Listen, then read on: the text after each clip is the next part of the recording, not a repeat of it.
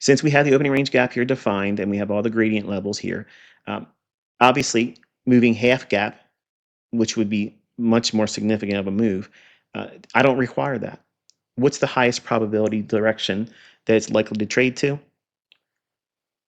Go below this low, because that's the lowest low of the day, at the new start of regular trading hours. That means 9:30 today. And then the next quadrant is here.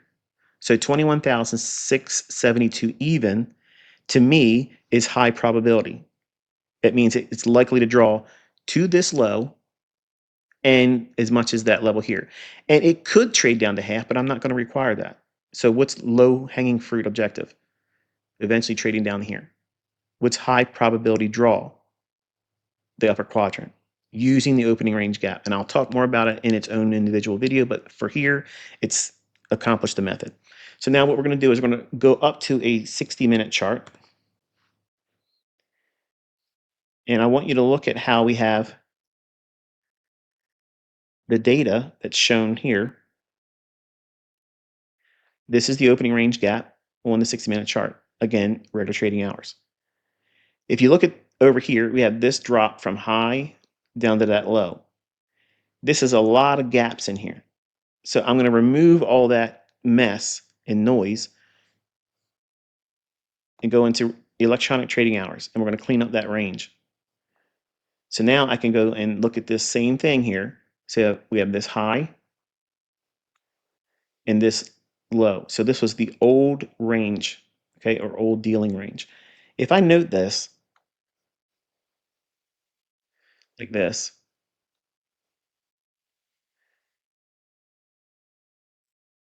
and this low here, when the market broke below this low here, the market was bearish. Now, obviously, I know there's going to be some, very cynical people that I'm never going to see the comment from. They're going to say, "Oh, it's obvious. It's hindsight."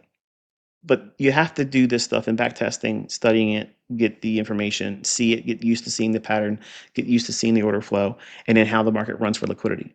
But we can see how it was bearish here, and the market creates a low, lower low, lower low, and finally does, in fact, trade below that low here. So what was resting below that low? It's sell side. So because we are not demanding that the market created a low or long-term or intermediate term low here to trade back above this high, we don't need to have that high broken. So all I need to know is, where is premium? Where's discount relative to now this high and this low? Why am I referring to those two reference points now? Because this range was attacked and traded outside of by these two lows here. And it's reasonable to see the price want to come back up, take out this high. What does this high form? Low, high, lower low that takes liquidity. That's a high probability ICT smart money concept breaker. It's a bullish breaker. And you can see that's occurring right there. Trades higher.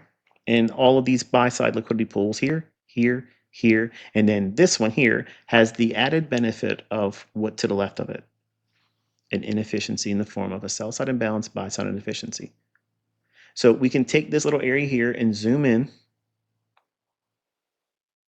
right there. So it's this candle, and this candle. So if we highlight that, this price,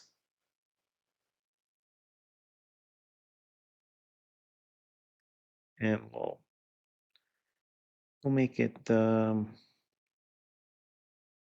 like that. So that way it flips a little bit. So we have this closing price to this opening price.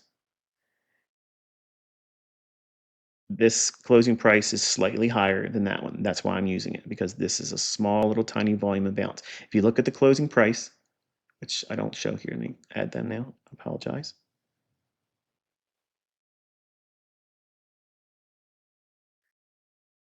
The closing price here is